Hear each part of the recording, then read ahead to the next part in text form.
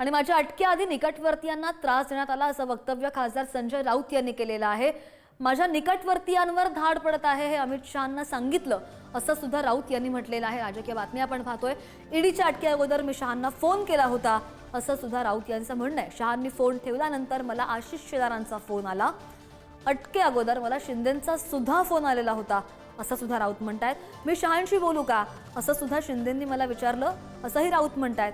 मी शहांशी बोलायला समर्थ आहे असं शिंदेंना मी म्हणालो। असा संवाद झाल्याचं सुद्धा राऊत यांनी म्हटलेलं आहे। आदल्या दिवशी मला शिंदेंचा फोन होता अटकेच्या आधी, अमित शहाशी बोलू का म्हणून। बोलो काही गरज नाही। नरक बघा, नरक कसा असतो।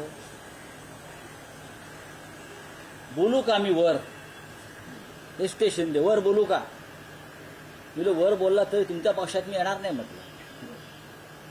बरं का, काही गरज नाही। मला उद्या अटक होते आणि मी तुरुंगात जातोय, मी पळून जाणार नाही म्हटलं। वर बोलण्याची गरज नाही, मी बोलू शकतो एकटावर, मी समर्थ आहे।